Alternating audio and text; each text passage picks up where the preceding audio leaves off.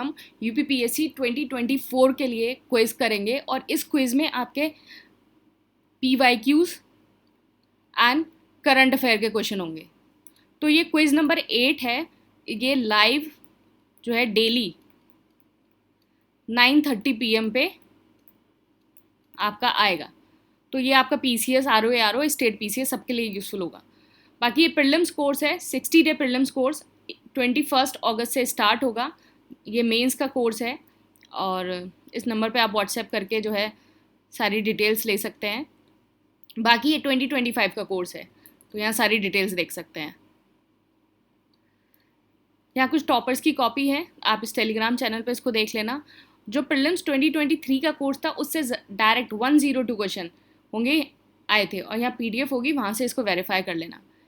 और ये मेंस की PDF भी होगी। तो इससे आपको ये फ़ायदा मिलेगा कि आपका जो है कि किस तरीके से क्वेश्चंस आते हैं, क्या सारी चीज़ें आती हैं, वो वहाँ आपको ये सारी चीज़ों की हेल्प मिलेगी। चलिए हम अपना क्विज स्टार्ट करते हैं। पहला क्वेश्चन है, which schedule of the constitution of India contain the special provision for the administration and control of the schedule area in several state.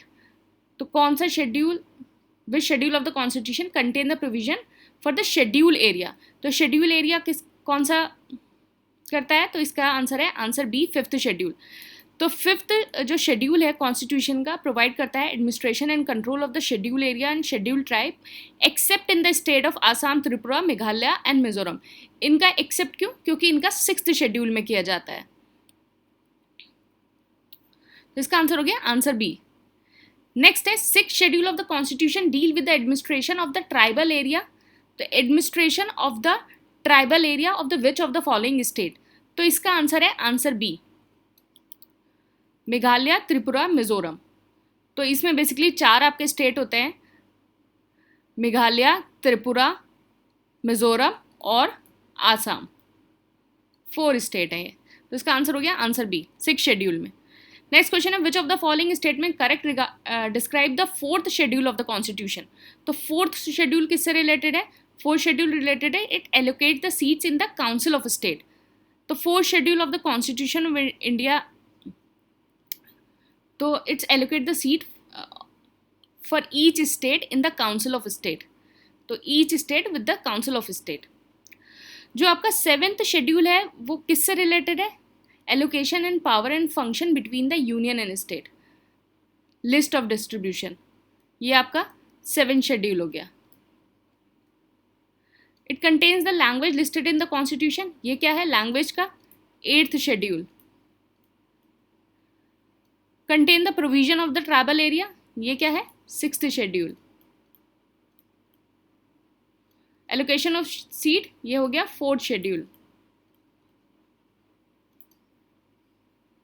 Next है, which constitutional amendment provide constitutional status to the urban local government. तो constitutional status to the urban local government. तो इसका answer है answer सी, 74th। तो 74 जो है वो आपका अर्बन के लिए है एंड 73 जो है आपका वो पंचायती है।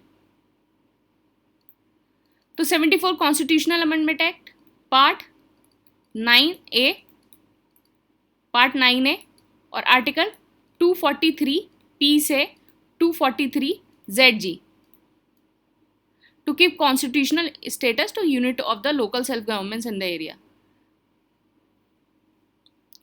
तो इसका आंसर हो गया।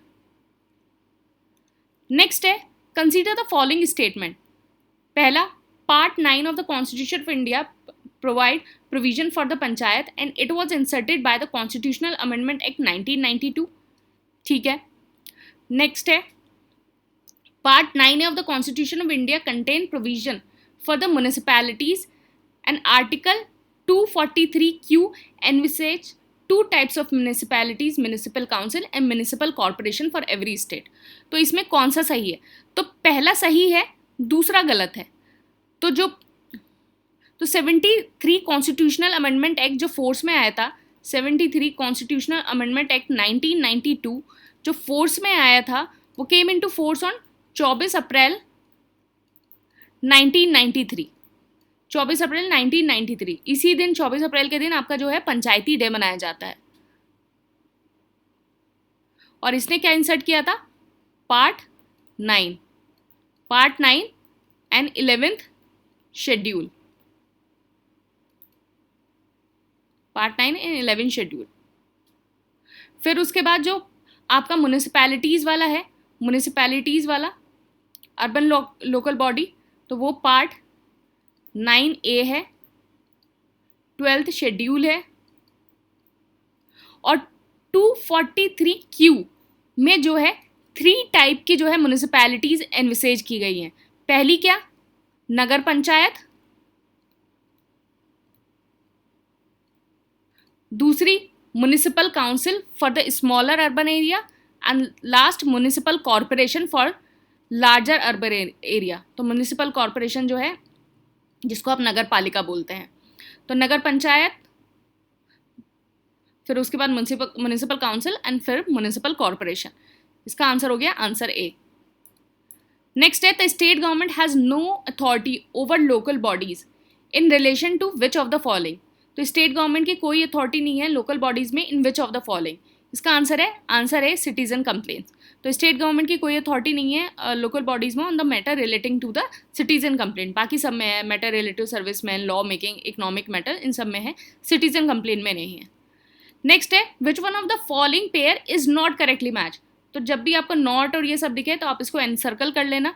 तो not correctly match, Hindu marriage act 1955 सही है, हिंदू सक्सेशन एक्ट 1956 बिल्कुल सही है। तो देखो ये ध्यान रखना, मैरिज पहले आया था, 55 में आया था।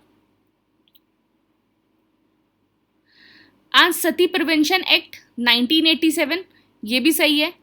73 constitutional amendment, reservation of seat for the women in the election of the local bodies in urban area.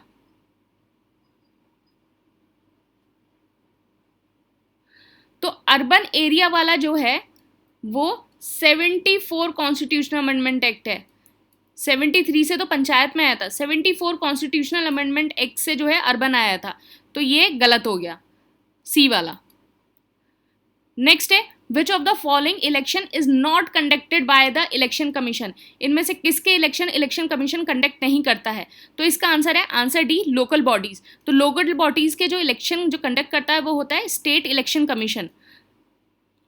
तो आर्टिकल 324 में जो है आपका बताया गया है कि इलेक्शन कमीशन ऑफ इंडिया किस किस के इलेक्शन करता है, प्रेसिडेंट हो गया, राज्यसभा हो गया, लोकसभा हो गया। लेकिन आर्टिकल 243 के और 243 ZA, तो 243A जो है वो पंचायत का और 243 ZA जो है वो म्युनिसिपैलिटीज का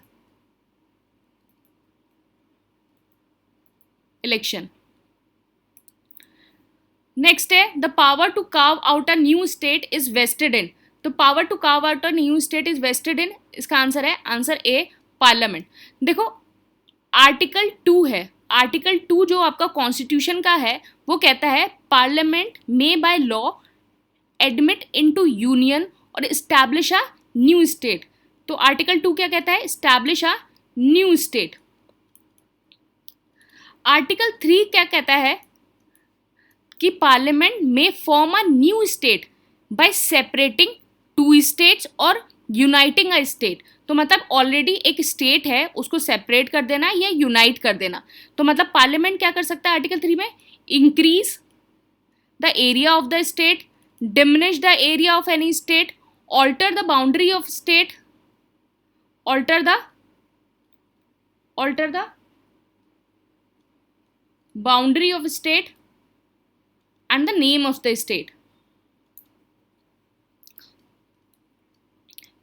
ये है, इसका आंसर हो गया आंसर ए। नेक्स्ट क्वेश्चन है, according to article 1 of the Indian constitution India is.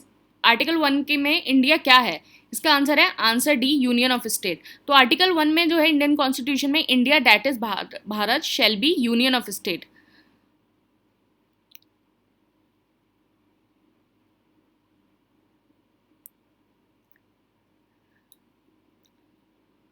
अच्छा, अब देखो दो आपके कंसेप्ट होते हैं, आपका होता है स्टेट और आपका एक टेरिटरी होता है। तो टेरिटरी ऑफ इंडिया जो है टेरिटरी ऑफ इंडिया, इसमें क्या क्या इंक्लूड है? पहली चीज स्टेट इंक्लूड है, दूसरी चीज यूटीज इंक्लूड है, और जो अदर टेरिटरीज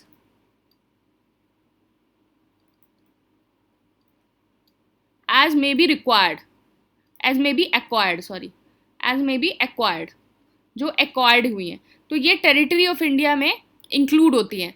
तो जो name and territory of the state है वो आपका फर्स्ट शेड्यूल में है। Name and territory of the state वो फर्स्ट शेड्यूल में मेंशन है। नेक्स्ट है which one of the following is not a union territory? तो दमन and Diu and Dadar and Nagar Haveli, अब इसका पूरा नाम ये है। ये PYQ में क्वेश्चन आया था तो तब तो यही था, लेकिन अब ये जो है पूरा ये नाम है, दमन and Diu and Dadar and Nagar Haveli. तो इसमें से कौन सी नहीं है? तो फर्स्ट शेड्यूल के अंदर हमारी सारी जो लिस्ट है वो यूनियन टेरिटरीज़ की और स्टेट की मेंशन है।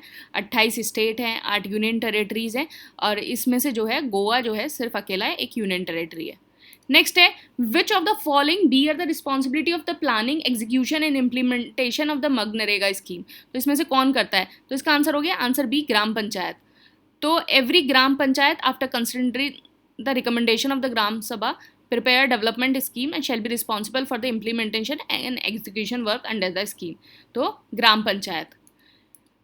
नेक्स्ट है Sikkim become a state of India under, तो सिक्किम कब बना state of India? Under 36 constitutional amendment act. तो जो आपका सिक्किम है वो 22nd स्टेट बना, 22nd स्टेट बना by 36 constitutional amendment act in 1975। तो 1975 जो है 36 कॉन्स्टिट्यूशनल अमेंडमेंट एक्ट से बना फुल फ्लेज स्टेट। उससे पहले जो है आर्टिकल जो आया था 35th कॉन्स्टिट्यूशनल अमेंडमेंट एक्ट 1974 में आर्टिकल आया था आर्टिकल 2A, आर्टिकल 2A जो जिससे जो सिक्किम है वो एसोसिएट स्टेट बना था, एसोसिएट स्टेट। लेकिन फिर उसके बाद 36 कॉन्स्टिट्यूशनल अमेंडमेंट एक्ट से फुल फ्लेज्ड स्टेट बन गया। नेक्स्ट है people war group a terrorist organization is based in, तो इसका आंसर है answer D, Andhra Pradesh. Next है which of the following is the first state in India formed on the basis of the language? तो पहला state कौन सा बना था लैंग्वेज पे? तो इसका आंसर है आंसर सी, आंध्र प्रदेश। तो क्या हुआ, अक्टूबर 1953 को पहला एक ऐसा स्टेट था जो आंध्र प्रदेश था वो क्रिएट हुआ था ऑन द लिंग्विस्टिक बेसिस। इसमें क्या था कि तेलुगु स्पीकिंग पीपल को मद्रास स्टेट से अलग कर दिया गया था। आप मुझे बताएंगे कि किस लीडर ने जो है हंगर स्ट्राइक की थी जिनकी उसके बाद इस सारे प्रोटेस्ट में डेथ हो गई थी? आप वो कमेंट बॉक्स में मुझे बताएंगे। नेक्स्ट है national Panchayati day in India is celebrated on, तो इसका आंसर है आंसर डी, 24 अप्रैल। तो 24 अप्रैल को हुआ था, पहली बार ये सेलिब्रेट हुआ था 2010 में। नेक्स्ट है which of the following amendment to the Indian constitution provide constitutional status to the panchayati raj? तो इसका आंसर है answer C, 73 constitutional amendment act.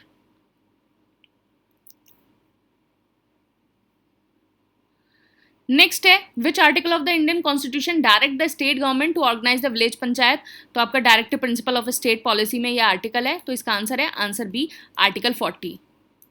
Next है which article among the following says that Indian constitution provision about inter state relation? तो inter state relation से कौन सा article है? तो इसका आंसर है answer B, article 263। Article 263 of the Indian constitution empower करता है president to establish a inter state council, inter state council. Next है on the recommendation of the which commission या committee the inter state council was setup in India? तो इसका answer है answer D, Sarkaria commission. तो Sarkaria commission 1988 में establish हुई under the leadership of under the chairmanship of justice RS Sarkaria.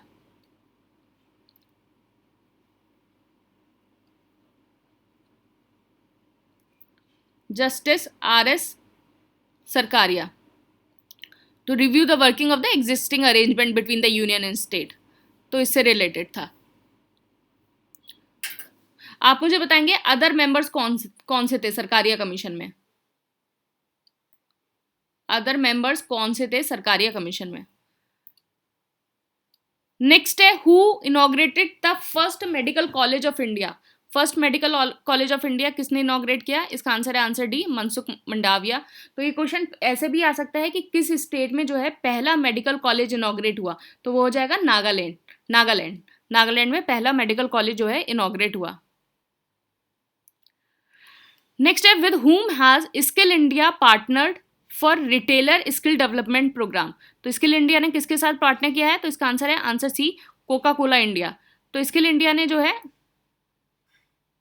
Coca Cola India, तो NSDC जो है नेशनल स्किल डेवलपमेंट कॉर्पोरेशन, उसने एग्रीमेंट आया कोका कोला इंडिया के साथ under the retailer skill development programme. ये जो है बेसिकली अभी उड़ीसा और उत्तर प्रदेश के लिए है। नेक्स्ट है when is the world food day celebrated every year. तो वर्ल्ड फूड डे कब मनाया जाता है? इट इज सेलिब्रेटेड 16 अक्टूबर। तो वर्ल्ड फूड डे जो है 16 अक्टूबर को बनाया जाता है, वर्ल्ड फूड डे FAO के द्वारा। और 2023 की जो थीम थी वो थी water, pen is not working, water is life, water is food, leave no one behind. ये थीम थी। देखो अगर कोई हिंदी मीडियम के एस्पिरेंट इस वीडियो को देख रहे हैं तो मैं उनको सजेस्ट करूंगी कि जो थीम है वो हमेशा इंग्लिश में याद करना, कोशिश करना है इंग्लिश में याद करें, क्योंकि जब एग्जाम में कभी कभी जब हिंदी में ट्रांसलेट करके चीज़ें आ जाती हैं तो वो इधर से उधर हो जाती हैं। तो आई सजेस्ट यू कि थीम जो है वो हमेशा इंग्लिश में याद करो, आपका आंसर जो है वो कभी भी गलत नहीं होगा। तो इसका आंसर सी है। Next, who has been elected as a newly elected prime minister of the New Zealand. तो इसका आंसर है आंसर ए, क्रिस्टोफर लक्सन। तो अभी हाल ही में न्यूजीलैंड का इलेक्शन हुआ, एक फॉर्मर बिजनेसमैन थे, पॉलिटिशियन क्रिस्टोफर, उन्होंने जीत हासिल करी और elect as a newly elected prime minister of a country. जो करेंटली जो इससे पहले जो प्राइम मिनिस्टर वो कौन? क्रिस हॉपकिंस, इससे पहले। नेक्स्ट है which sport has been included in the 2028 Los Angeles Olympic by the International Olympic Committee. तो कौन सा स्पोर्ट जो है इंक्लूड हुआ है? तो 2028 में आपको पता भी चल गया, 2028 में जो ओलंपिक होगा वो लॉस एंजलिस में होगा। अच्छा 2024 का कहाँ हो रहा है ये बताइए? 2024 का कहाँ हो रहा है? 2028 का तो लॉस एंजलिस में है। तो इसका आंसर क्या है? तो इसका आंसर है डी, तो सब होगा। तो एग्जीक्यूटिव बोर्ड है जो इंटरनेशनल ओलंपिक कमेटी का, उसने डिसाइड किया है कि जो गेम ऑफ द क्रिकेट है उसको 2028 लॉस एंजलिस जो ओलंपिक है उसमें करेंगे। जो लास्ट टाइम जब क्रिकेट खेला गया था ओलंपिक में वो 1900 में खेला गया था, 1900 में लास्ट टाइम क्रिकेट खेला गया था ओलंपिक में। और क्रिकेट के साथ जो है वो बेसबॉल, क्रिकेट इनको याद कर लो, cricket, baseball, softball, flag football. तो बेसिकली फ्लैग फुटबॉल क्या है? नॉन कॉन्टेक्ट अमेरिकन फुटबॉल होती है, स्क्वैश एंड लेक्रूज। तो ये जो गेम है 1 2 3 4 5 एंड 6, ये 6 गेम जो है वो इंक्लूड होंगे। नेक्स्ट है in which of the following country did external affair minister Jaishankar recently unveil the statue of the Rabindranath Tagore. तो इसका आंसर है आंसर बी, वियतनाम। तो वियतनाम में जो है, वियतनाम में जो है रविन्द्रनाथ टैगोर जी का जो है स्टैचू अनवील किया गया है। नेक्स्ट है who has become the first Indian batsman to hit 360 300 sixes in ODI cricket history.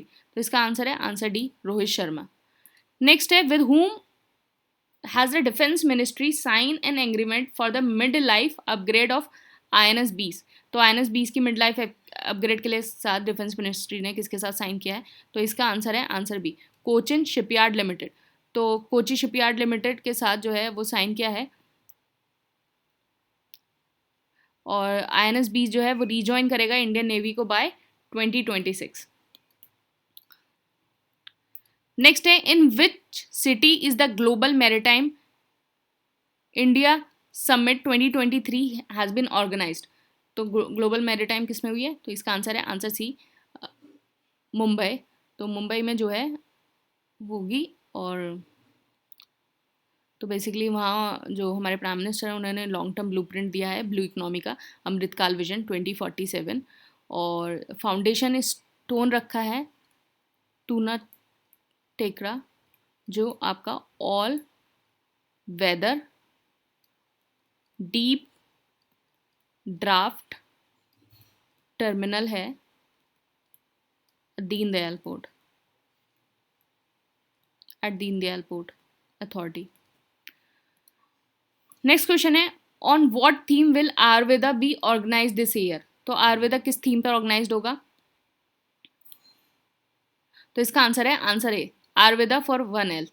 तो ये 2023 का थीम है, 2023 का। तो बेसिकली आयुर्वेदा जो आपका बनाया गया था, शेड्यूल हुआ था धन्वंतरी जयंती 10 नवंबर 2023 को, एंड इसका जो थीम था वो था आयुर्वेदा फॉर वन हेल्थ। तो ये जो है सारी चीज़ें हैं। मुझे लगता है, आई होप आपको ये कुछ समझ में आया होगा और आपने कुछ नई चीज़ों को पढ़ा होगा, कुछ पुरानी चीज़ों को रिवाइज करा होगा। बाकी ये 60 डे प्रीलिम्स कोर्स है, 21 अगस्त से स्टार्ट हो रहा है, आप इसको ज्वाइन कर सकते हैं। और ये 2025 का कोर्स है, तो इसको भी आप देख सकते हैं।